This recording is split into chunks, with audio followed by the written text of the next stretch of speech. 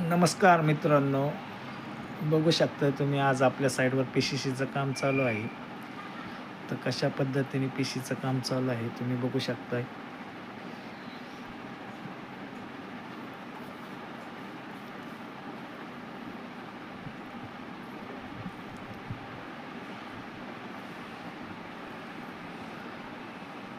बघू शकताय तुम्ही कशा पद्धतीने पी-सी-सी केलेली आहे. मिस्त्रीने लेवल पण किती भारी केली तुम्ही बघू शकताय.